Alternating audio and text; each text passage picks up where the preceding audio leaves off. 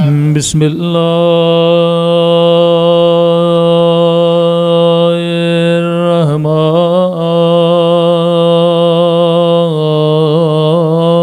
الرحمن الرحیم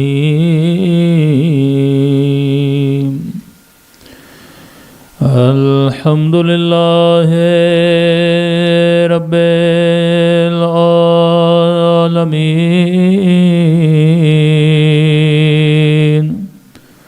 الحمد للہ کما هو أهله الصلاة والسلام على سيد المرسلين وخاتم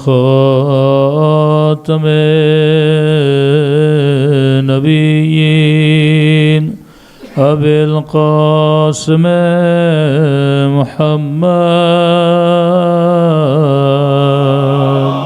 صل على محمد وعلى آله الطيبين الطاهرين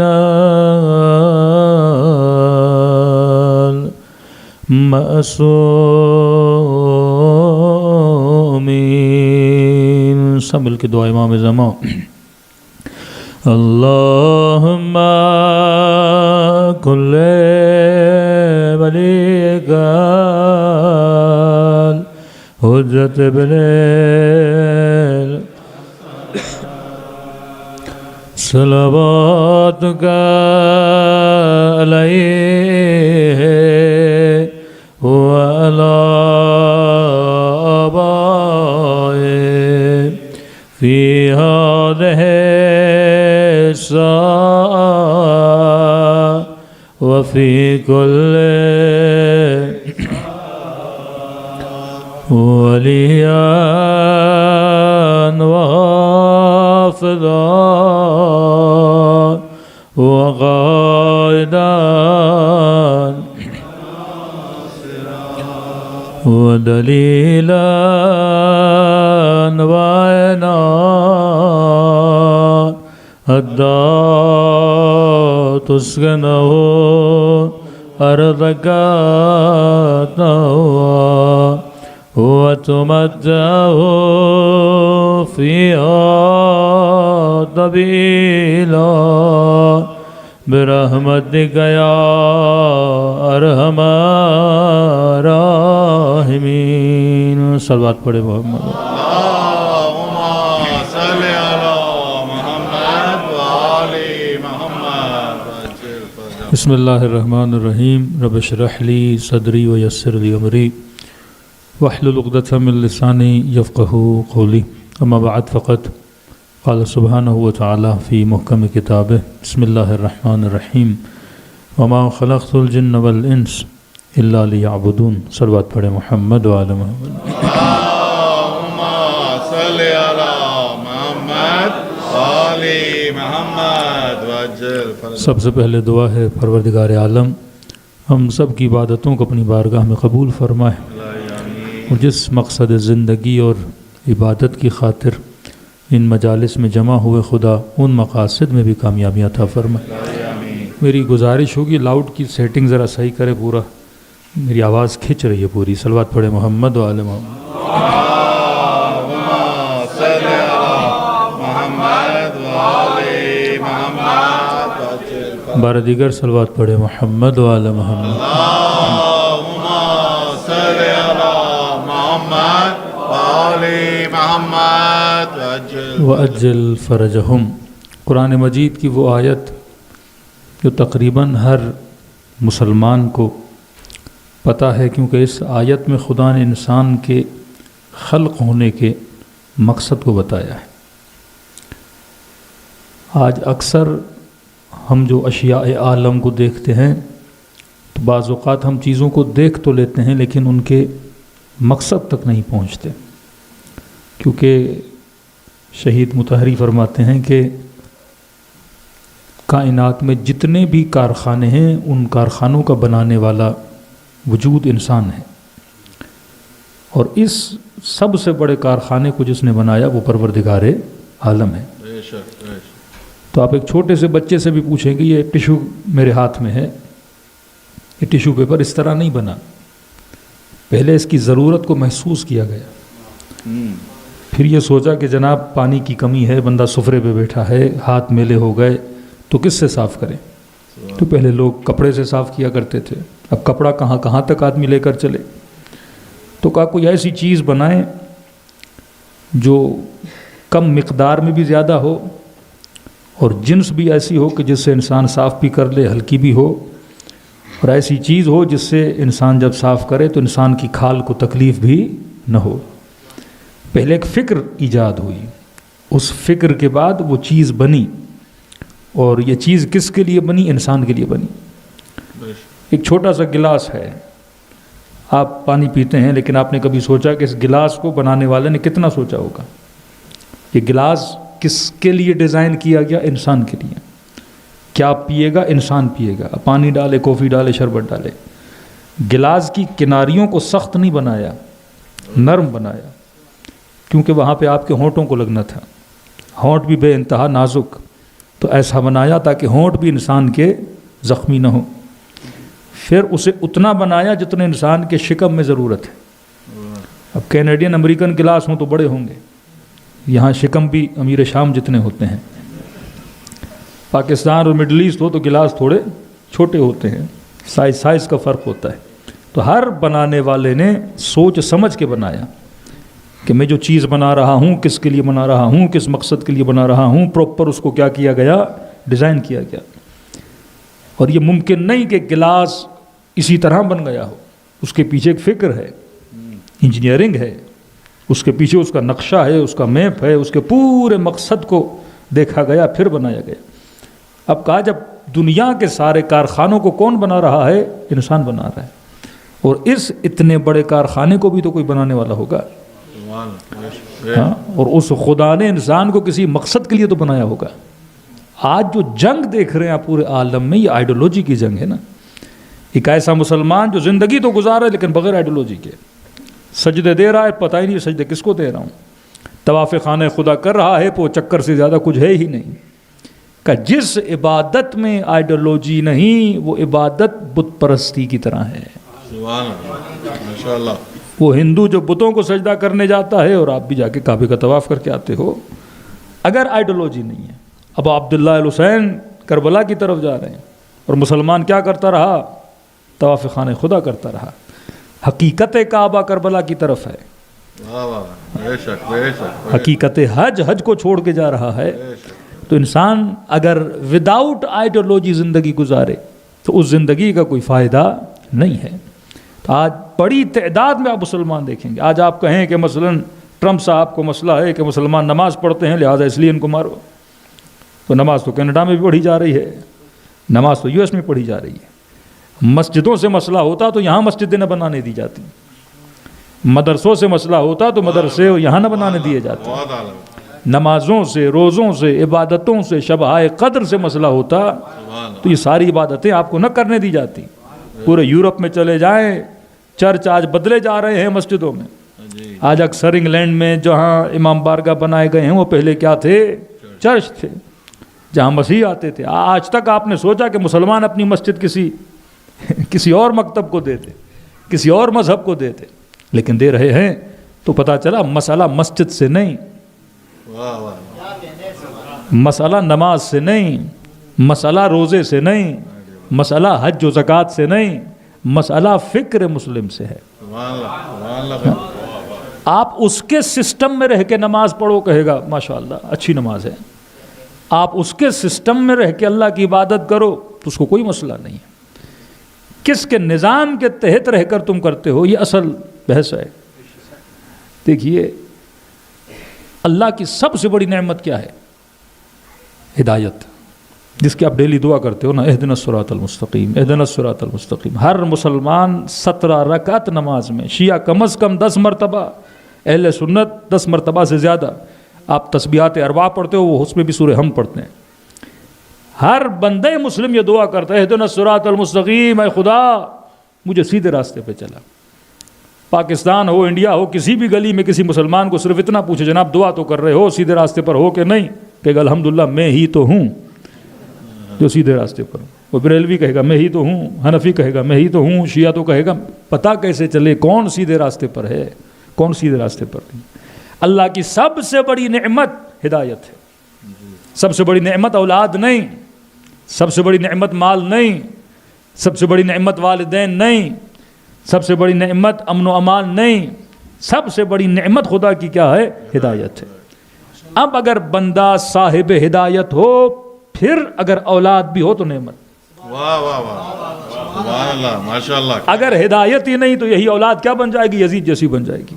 واہ اگر ہدایت نہیں یہی اولاد باعث ضلالت بن جائے گی۔ سبحان اللہ، اگر ہدایت نہیں یہی اولاد انسان کے لیے باعث جہنم بن جائے گی۔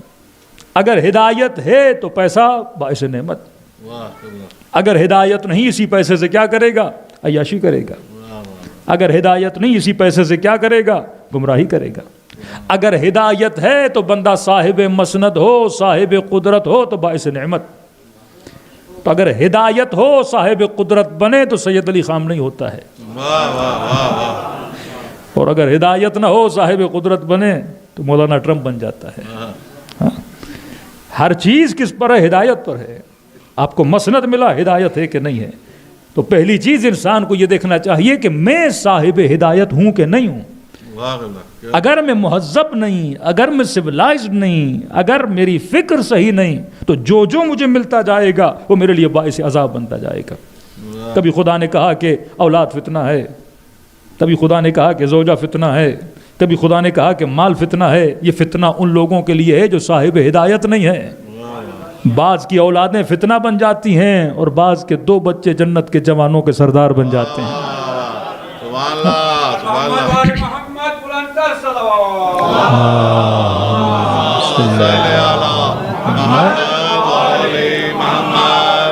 آج جو جنگ ہے وہ جنگ آئیڈیالوجی کی جنگ ہے کہ کون ہے جو نظریے کی زندگی گزارتا ہے، کون ہے جو اصول اسلام پہ زندگی گزارتا ہے۔ پھر نماز بھی پڑھے تو نماز حسین کی نماز ہے، واہ سبحان اللہ، سبحان اللہ، پھر خیرات بھی کرے وَيُطْعِمُونَ الطَّعَامَ عَلَىٰ حُبِّهِ بن جاتا ہے۔ پھر رات کو بستر پہ سوئے تو ایسی نیند ہوتی ہے جیسے شب ہجرت امیر المومنین کو آئی۔ ہاں، کیوں رہا من مات علی حب آل محمد موت شہیدہ، جو ان کی محبت میں مر کے گیا وہ موت نہیں بلکہ کیا ہے؟ شہادت کی موت ہے۔ ایک سخت حدیث تھی رسول کی، پوچھا گیا کہ جہنم میں سب سے پہلے کون جائے گا؟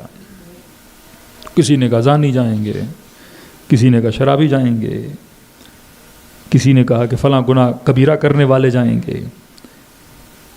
فرمایا سب سے پہلے خدا جن کو جہنم کی ایندھن بنائے گا وہ علماء ہوں گے، علماء سوء۔ پھر سب سے پہلے خدا جن کو جہنم کی ایندھن بنائے گا کہا وہ شہید ہوں گے۔ جن شہیدوں کے لیے خدا یہ کہے کہ ان کے خون کا پہلا قطرہ نہیں بہتا، خدا ان کو جنت کی گارنٹی دے دیتا ہے۔ کہ یا رسول اللہ یہ کون سے شہید ہوں گے؟ کہ جنہوں نے جان تو دی پر جن کی نیتیں خراب تھیں۔ ایسے مولوی جنہوں نے علم تو حاصل کیا لیکن اس علم کے ذریعے لوگوں کو ہدایت نہیں دی، کبھی کفر کے فتوے دیے، کبھی بدعت کے فتوے دیے، کبھی مسلمان کو مسلمان سے لڑایا۔ خدا ایسے لوگوں کو کیا بنائے گا؟ جہنم کی ایندھن بنائے گا۔ آقا خمینی کبھی مجلس پڑھتے تھے اور سارے علماء بیٹھے تھے، ان کی آنکھوں سے آنسو بہہ رہے تھے، تو کہا مجھے ڈر ہے اس دن سے کہ ہم لوگوں کو ہدایت دیں اور ہماری ہدایت لے کر لوگ جنت میں چلے جائیں، اور ایسا نہ ہو کہ کل ہم خود منتظر ہوں کہ ہمیں جنت میں بھیجا جائے۔ آج لوگ شاید کسی کی تقریر سے ہدایت پا جائیں، لیکن امت میں سب سے بڑا تفرقہ جو ڈالا کن لوگوں نے ڈالا؟ ان مولویوں نے ڈالا جنہوں نے مسلمان کو مسلمان سے لڑایا، مومن کو مومن سے لڑایا۔ آج دیکھ رہے ہیں کہ قتل عام ہو رہا ہے امت کا، لیکن زبانیں کیا ہیں؟ خاموش ہیں۔ اگر 1 لاکھ بھی مولوی دنیا میں ہوں، اگر نعرہ حق لگائیں تو امت کو جذبہ کون دلاتا ہے؟ علماء کا کام ہے نا کہ جذبہ دلایا جائے۔ امت کو اٹھانے والے کون ہیں؟ علماء ہیں۔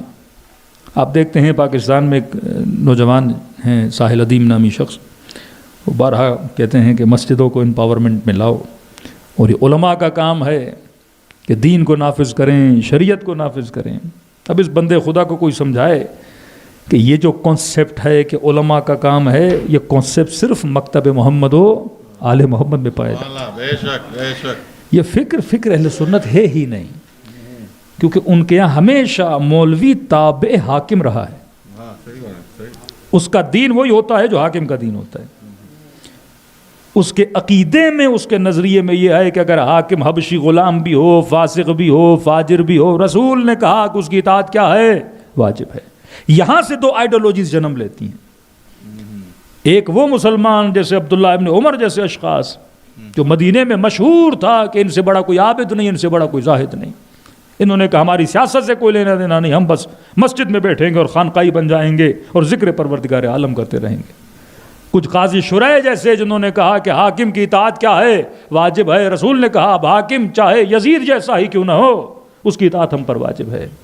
اور ایک فکر ابا عبداللہ الحسین، یہاں پہ حق و باطل کا پتہ چلتا ہے۔ یہاں بھی قال رسول اللہ، اور یہاں نواز رسول۔ وہ حدیثیں جو گڑھی گئیں ان کو پتا تھا رسول نے کیا کہا، کہ حسین ابن علی کو پتا نہیں تھا میرے نانا نے کیا کہا ہے۔ یہاں فکر اموی اور فکر علوی نے جنم لیا، اور تب سے لے کے آج تک یہ دو آئیڈیالوجیز چل رہی ہیں۔ ایک آئیڈیالوجی کہ حاکم کیسا بھی ہو اس کی زیر اطاعت آؤ اور سرخم کر دو۔ دوسری فکر ابا عبداللہ الحسین کی فکر، فرمایا کہ یہ فکر کبھی بھی کسی ظالم کے سامنے جھکنے کے لیے تیار نہیں ہوتی ہے۔ بے شک بے شک، یہ سر کٹا تو لیتی ہے پر سر جھکنے کے لیے تیار نہیں ہوتا۔ یہ فکر ابا عبداللہ الحسین، آج اس فکر کو آپ دیکھ رہے ہیں پوری دنیا میں، اور خدا نے اس فکر کی وجہ سے محمد اور آل محمد کے چاہنے والوں کو کیا دی ہے؟ عزت دی ہے۔ بے شک، آج آپ کا سر عزتوں سے بلند ہے۔ آج کسی بھی ٹی وی چینل کو اٹھائیں، نیچے سارے کمنٹس پڑھیں تو واقعی لوگ کہتے ہیں اگر دین حق کسی کے پاس ہے تو وہ اہل بیت کے چاہنے والوں کے پاس ہے۔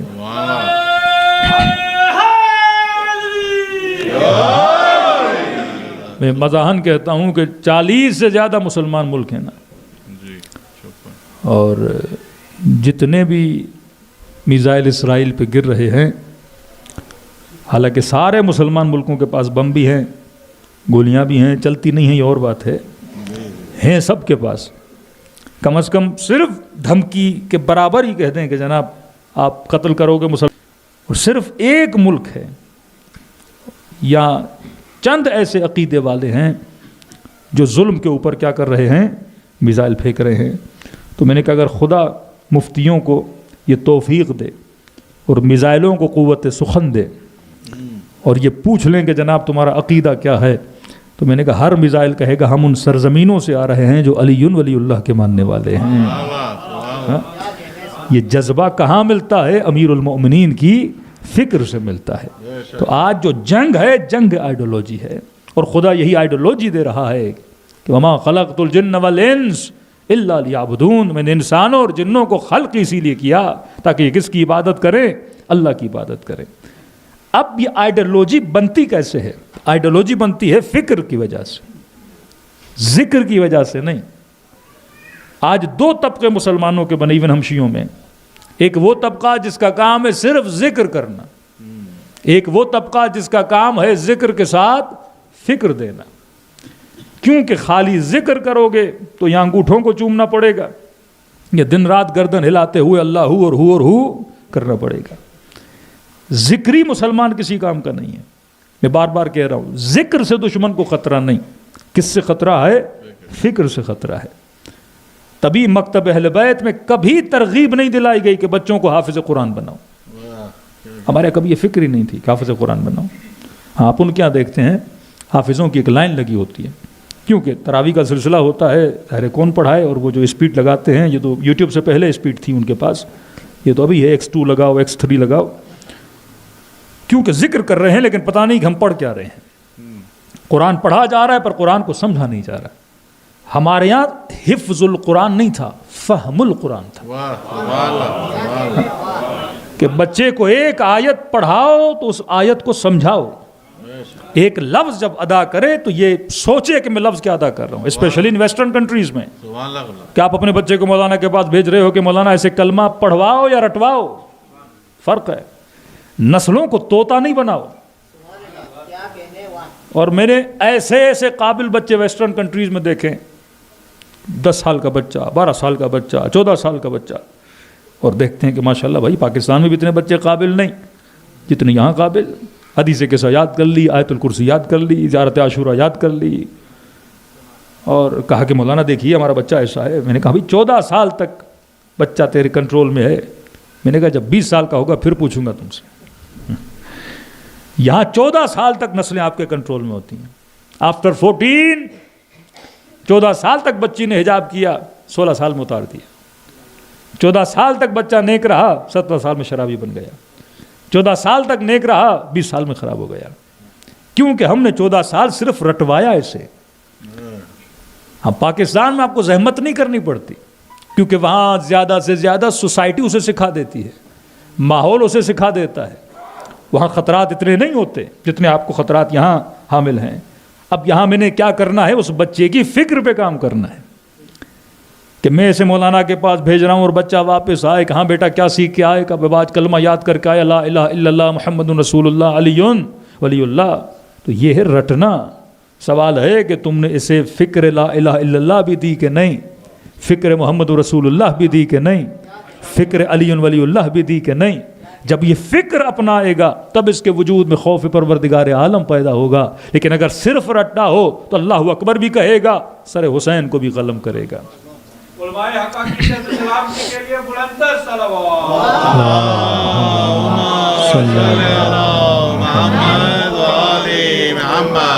وعجل فرجہم. تو آج آپ نے جو چیز اپنی نسلوں کو دینی ہے وہ فکر دینی ہے.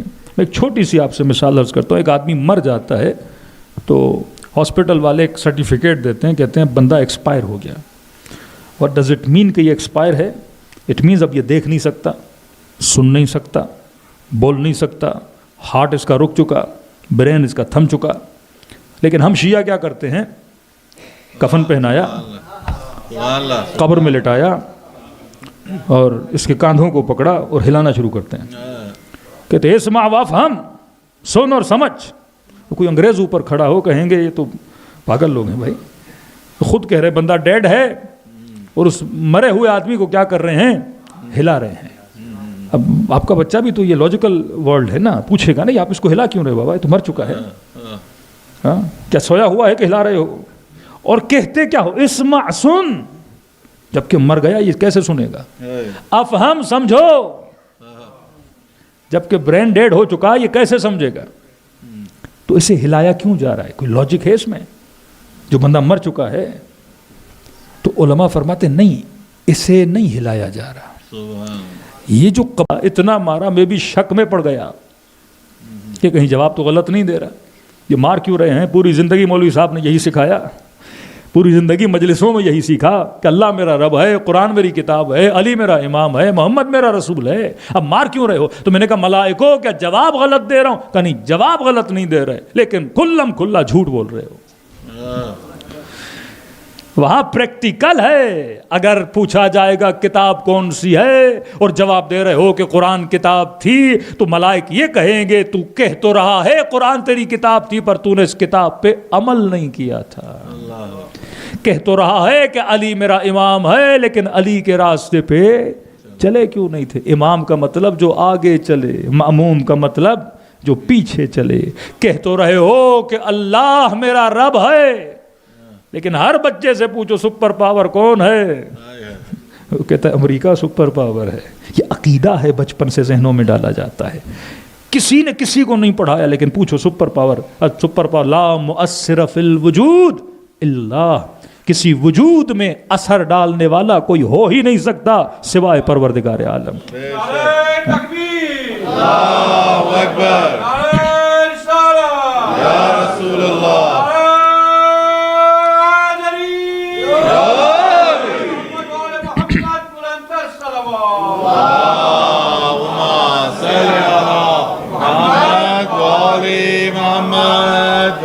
دیکھو بچپن سے آپ ایک آئیڈیالوجی بچے کے ذہن میں ڈال دیتے ہو. بچپن سے ہالی ووڈ کیا کرتا ہے؟ Create the ideology. بڑی بڑی فلمیں، بڑا بڑا اسلحہ، بڑی بڑی چیزیں. آج آپ چھوٹا بچہ ہے، آپ اس کو لے جاتے ہو شاپنگ کے لیے تو یہ اٹریکٹ ہوتا ہے کہ میں نے وہ شرٹ لینی ہے جس پہ اسپائڈر مین ہو، بیٹ مین ہو، آئرن مین ہو. ایک افریقن کنٹری میں گئے تو اس کے بچے کو ہم نے کہا آپ کا دوست کون ہے؟ کہا ہلک میرا دوست ہے. میں نے کہا ملے ہو؟ کہاں ڈیلی باتیں کرتا ہوں. چھوٹا بچہ، کوئی 5-6 سال کا بچہ، عاشق ہے ہلک کا. آپ کا بچہ اسپائڈر مین، آئرن مین، بیٹ مین. اب آپ کہو کہ نہیں مولانا میں نے بچے کو روکنا ہے. آپ روک نہیں سکتے ہو، کیونکہ وہ آپ کی نسلوں کی فطرت کو جانتے ہیں. فطرت عاشق کمال ہے، فطرت پرفیکشن کو پسند کرتی ہے. دنیا کا ایسا کوئی شخص نہیں جس کو بہادر سے نفرت ہو.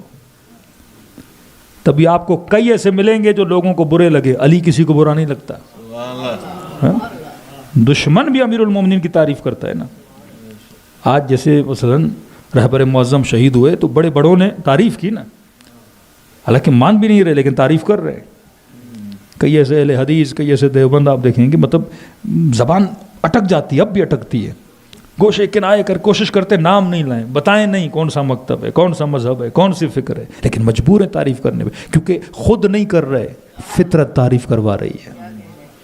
اللہ نے ہر بچے کی فطرت میں رکھا ہے، ہر انسان کی فطرت میں. انسان عاشق ہوتا ہے بہادروں کا، شجاعوں کا، کمال کا عاشق ہوتا ہے. کوئی دنیا کا شخص نہیں ملے گا جو کہے مجھے حسن سے محبت نہیں ہے، مجھے خوشبو سے محبت نہیں ہے، مجھے سخی سے محبت نہیں. آپ خود کنجوس ہوگے لیکن کہو گے لوگ میرے لیے سخاوت کریں، اور کنجوس کو کنجوس بھی کہو تو ناراض ہو جاتا ہے. امیر المومنین فرماتے ہیں کنجوس نہ علی کو اچھا لگتا ہے نہ بیوی کو اچھا لگتا ہے. ہاں، کیونکہ یہ صفت رذیلہ ہے، یہ کسی اسکول میں نہیں پڑھائی جاتی، آپ کے اندر ہے. اب بچے کو پتا ہے کہ میں نے عشق کرنا ہے کس سے؟ بہادر سے. تبھی فلموں میں جو ہیرو ہوتا ہے وہ کبھی بزدل نہیں ہوتا، اور ہیرو بنتا ہی تب ہے جب کیا بنے؟ بہادر بنے. ہمیں پتا بھی ایک مکہ مارا 10 لوگ گر گئے، جھوٹا مکہ ہے، لیکن ہم دیکھ کے خوش ہوتے ہیں کیونکہ ہمیں بہادری کیا لگتی ہے؟ اچھی لگتی ہے. اب اسے بزدل کیسے بنانا ہے؟ اس کے ذہن میں کسی کو اتنا بڑا دکھاؤ تاکہ جب بھی اس کا تصور سامنے آئے تو یہ کیا ہو جائے؟ ڈرپوک ہو جائے. اللہ اکبر کا مطلب کیا ہے؟ مطلب سب سے بڑا سپر پاور کون ہے؟ آلمائٹی گاڈ ہے، پروردگار عالم ہے. یہ عقیدہ راسخ ہونا چاہیے. اب وہ جنگ بدر ہو، ادھر 313 ادھر ہزاروں، عقیدہ راسخ ہے کہ کون؟ اللہ. تو خدا 313 کو کیا دیتا ہے؟ فتح دیتا ہے. دوسری طرف جنگ خیبر ہے، تعداد میں بھی زیادہ، سامنے ایک کھڑا ہے، زیادہ نہیں، ایک عمرو بن عبد ود. وہاں 313 تھے، اتنوں کو شکست دی. اور یہاں اتنے مسلمان اور سامنے کون کھڑا ہے؟ ایک کھڑا ہے. للکار بھی رہا ہے کہ اے محمد ہے کوئی بہادر تو بھیج میرے مقابلے میں. اور رسول کہہ بھی رہے ہیں من لحاظ القلب، مطلب اپنے غصے کا اظہار بھی کر رہے ہیں کہ کون ہے جو اس بدبخت کے منہ کو بند کرے. سارے مسلمان بیٹھے ہیں کیونکہ یہ شجاع نہیں تھے کیا مسلمان؟ رسول یہ فرمائے کہ کل علم اسے دوں گا جو مرد ہوگا، کرار ہوگا، غیر فرار ہوگا. میں کہوں یا رسول اللہ آسان کر کے نام بتا دے، کہ نہیں نام نہیں بتاؤں گا، صفات بتاؤں گا. نام بتاؤں تو جھگڑا ہو جائے گا. علی سے محبت تھی، علی کا نام لے لیا. کہ نہیں چیلنج ہے نا، آج بھی چیلنج ہے نا، کون ہے جو اسرائیل کے مقابلے میں جائے؟ راستہ تو کسی کا نہیں روکا نا.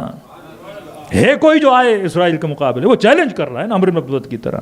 ہے کوئی جو میرے مقابلے میں آئے؟ اور یہاں رسول بھی کہہ رہے من لحاظ القلب، کون ہے جو اس کتے کا منہ بند کرے؟ تو سارے مسلمان خاموش ہیں کیونکہ ایک آئیڈیالوجی بنی ہوئی ہے، وہ سپر پاور کی آئیڈیالوجی. عجیب معرکہ ہے جنگ خیبر کا. ایسا نہیں کہ یہ بہادر نہیں یا امت بہادر نہیں، یہی لوگ تھے جو مختلف جنگوں میں ہیں، لیکن وہاں کوئی آئیڈیالوجی نہیں تھی. یہاں ایک آئیڈیالوجی بلڈ کی گئی ہے. کہتے یہاں کوئی اٹھتا تھا اس کے مقابلے میں جائے، پیچھے والا آئیڈیالوجی دیتا تھا نہیں جانا. یہ ایک بکرا ایک دن میں کھا لیتا ہے، نہیں جانا. یہ اونٹنی کا بچہ اٹھا لیتا ہے. اور قوی الہیکل بھی تھا عمرو بن عبد ود، اور دیکھ کے بندہ ڈر جائے. وہ تو ایک بکرا دن میں کھائے اور آپ تصور کریں وہ کیسا آدمی ہوگا. یہاں باڈی بلڈر جو 20 27 27 28 انڈے کھا جاتے ہیں تو بدن بھی ایسے ہلک جیسے باڈی بن جاتی ہے. تو اب اٹھنا چاہتے تھے لیکن پیچھے سے آواز آتی تھی بہت بڑا بہادر ہے. کیا بنا دی سوچ. وہیں پہ انسان آدھی جنگ ہار جاتا ہے.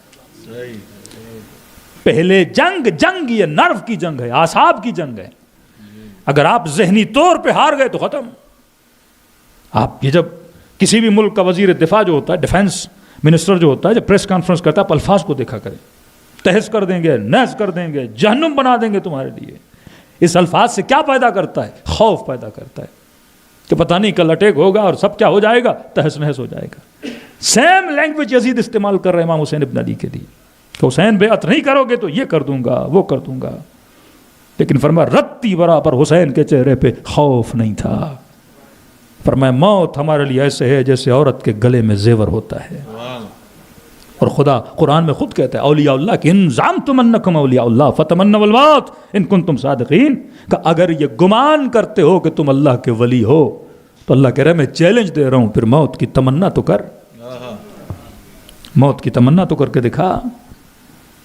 پھر خدا عجیب خود جواب دے, وہ کہتا ہے وَلَن يَتَمَنَّوْنَهُ ابدا. مجھے پتا ہے ابدا ہے, یہ کبھی بھی موت کی تمنا کر ہی نہیں سکتے. موت کی تمنا وہی کرتا ہے جس کی آئیڈیالوجی علی ابن ابی طالب والی جیسی ہو.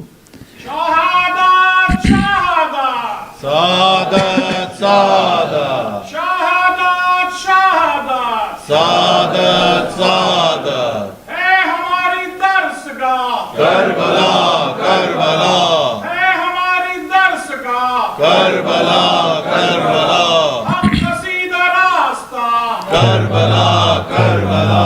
محمد آل محمد صلوات. اللہم صلی علی محمد. دیکھیے آپ نے کبھی عاشق کے وجود میں ڈر دیکھا ہے؟ کہتے ہیں ایوری تھنگ فیئر از ان لو ان وار.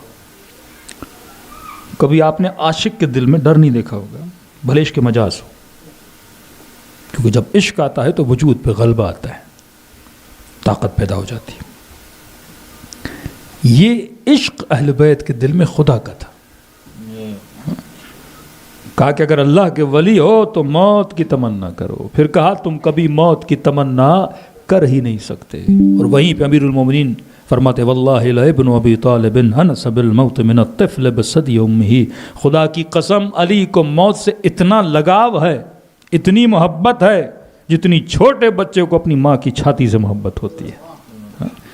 چھوٹا بچہ اسے کچھ بھی نہیں چاہیے, بس ماں کی چھاتی چاہیے. کہ علی کو موت سے اتنی محبت ہے. اور یہ موت سے محبت نہیں, یہ لقاء اللہ سے محبت ہے, یہ رب سے محبت ہے. وہ سمجھ جاتے ہیں کہ انسان نے دنیا میں ایک دن مر ہی جانا ہے. کسی بھی انسان کو ہمیشہ زندگی نہیں, لیکن شہادت کی موت وہ ہے جو موت اختیاری ہوتی ہے. انسان خود اپنی موت کو چنتا ہے, حادثاتی موت نہیں. نیت کر لیتا ہے خدا میں نے جان کس کے راستے میں دینی ہے, تیرے راستے میں دینی ہے. اب فرمایا شہید کا مقام اتنا بلند ہو جاتا ہے, یہ خود بھی جنت جاتا ہے, دوسروں کے لیے بھی شفیع بن جاتا ہے. خدا اسے باب الحوائج بنا دیتا ہے.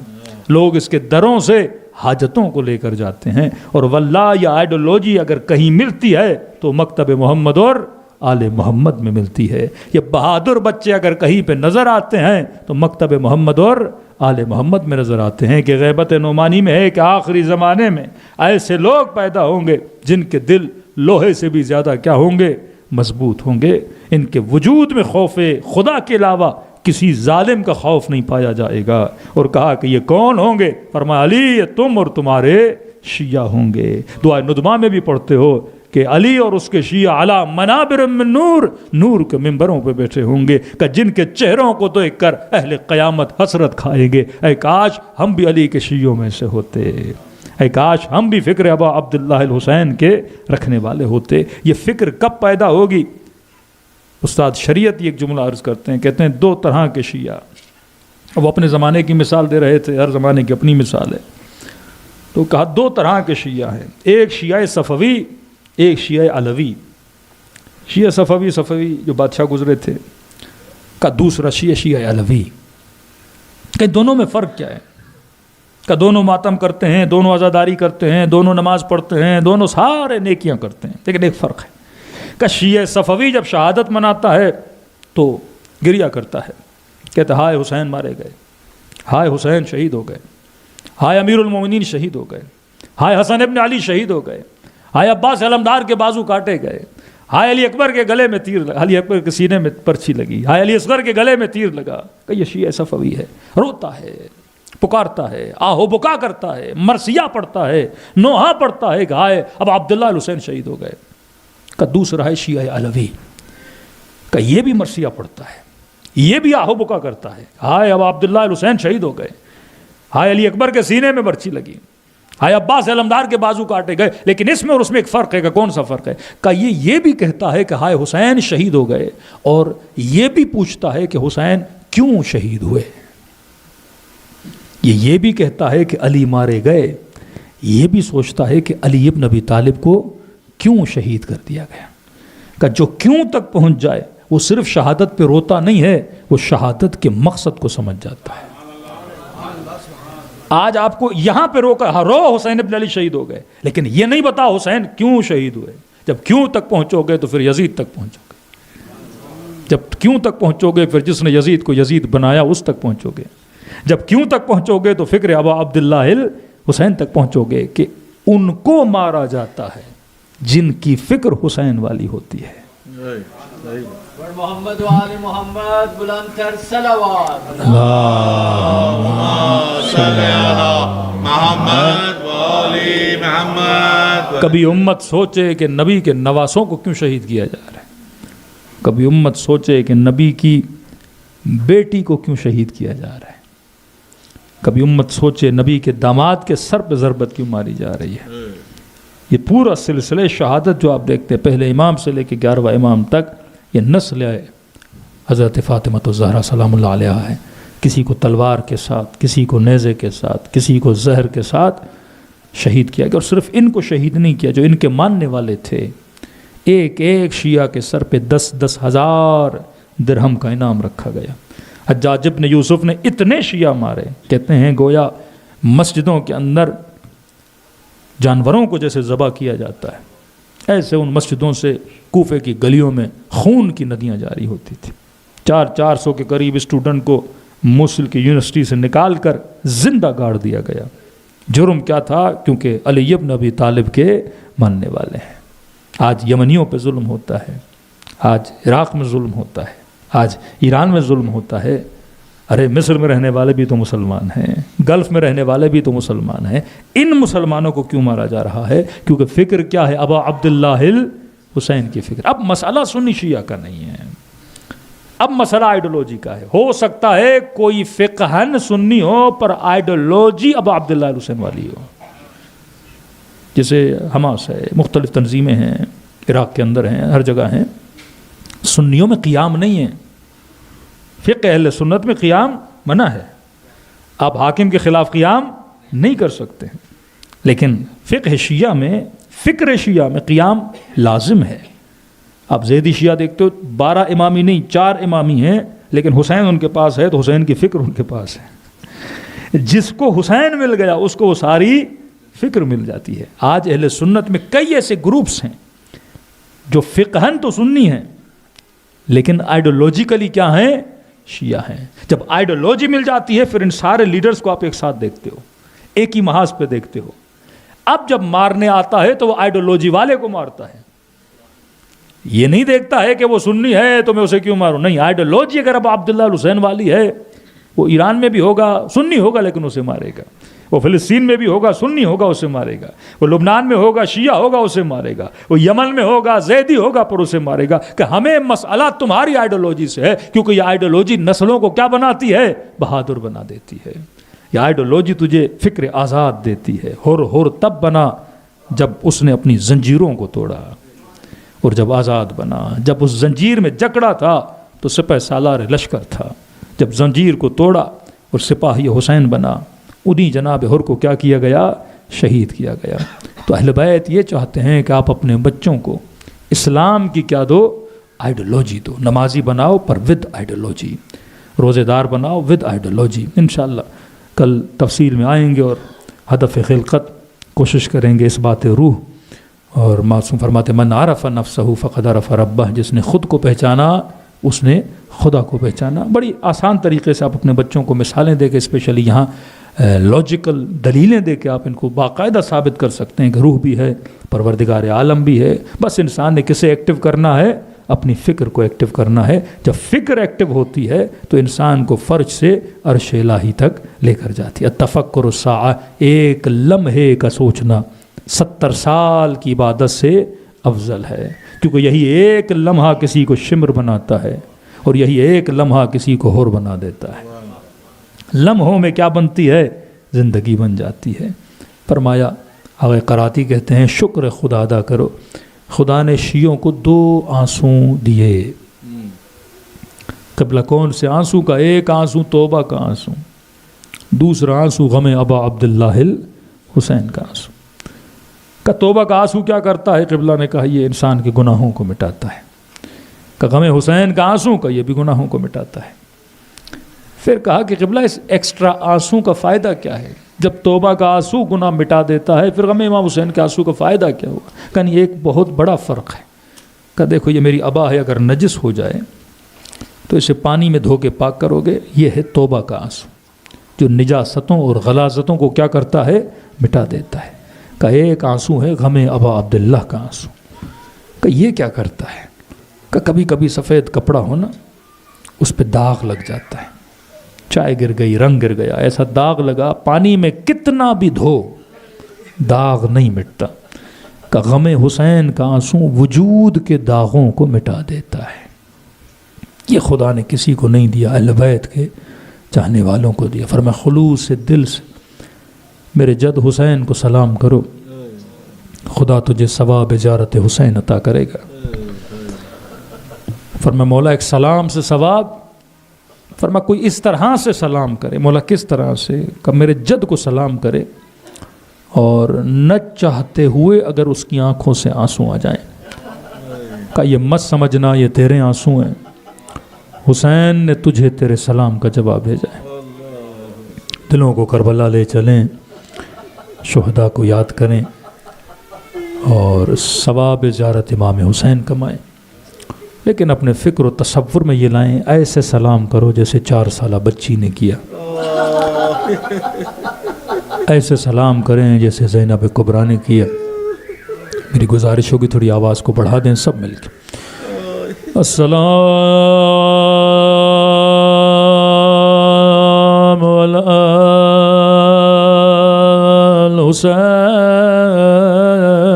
الحسین وعلی علی ابن الحسین وعلی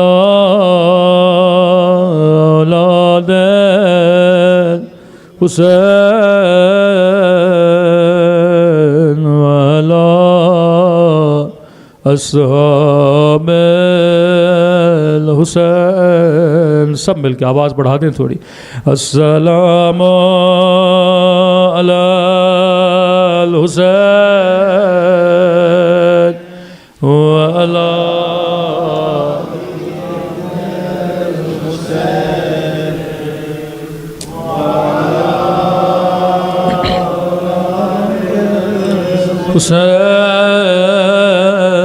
حسین والا اصحاب الحسین۔ سب مل کے السلام علی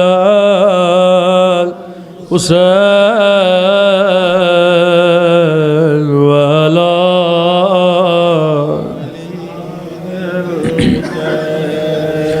وعلی اصحاب میرا سلام ہو ننھے سے رخساروں پہ، یہ سلام میرا سلام نہیں، فرزند زہرا امام زمانہ کا سلام ہے۔ فرمایا مومن جب کبھی دل کرے رونے کا تو زیارت ناہیہ پڑھا کرو. ناہیہ یعنی امام زمانہ کا نوحہ. امام کسی مظلوم یا مظلومہ کا نام نہیں لیتے بس اشارہ کرتے ہیں. قدیمی مومنو سمجھنا آپ کا کام ہے. فرمایا میرا سلام ہو ان ننھے سے رخساروں پہ.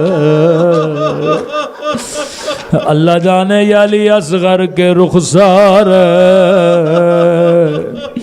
یا قاسم کے رخسار. جواب میرے مولا نے خود دیا. میرا سلام ان ننھے سے رخساروں پہ جن کا رنگ بدلتا رہا. یہ نہیں کا رنگ بدل گیا بلکہ بدلتا رہا. کبھی شمر کے تماچوں نے رنگ نیلا کیا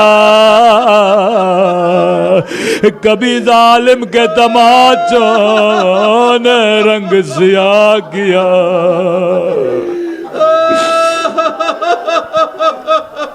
ایک مومن نے کہا مولانا میں پہلے بھی اس بچی پہ روتا تھا لیکن اب زیادہ روتا ہوں. میں نے کہا اب زیادہ رونے کی وجہ کیا ہے؟ کہنے لگا مولانا پہلے اللہ نے مجھے بیٹی نہیں دی تھی لیکن جب سے گھر میں بچی آئی ہے میری سمجھ میں نہیں آتا امام زین العابدین یہ منظر کیسے برداشت کیا.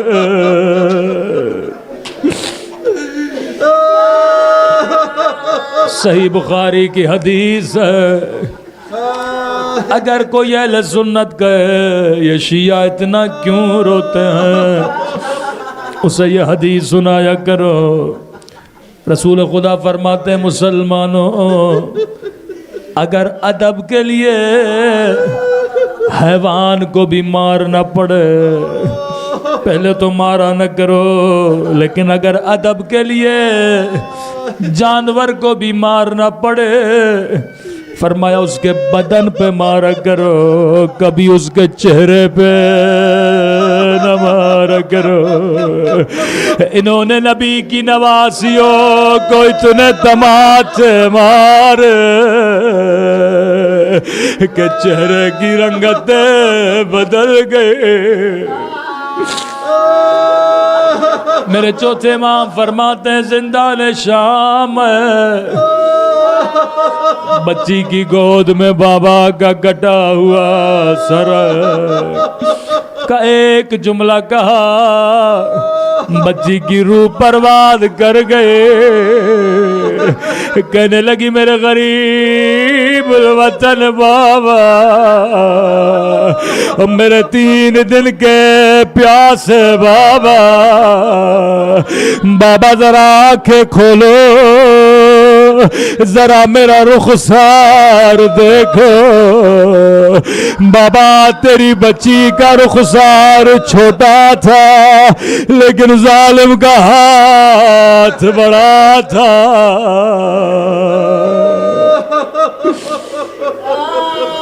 وہ ظلم کیا جس کی مثال تاریخ میں نہیں ملتی.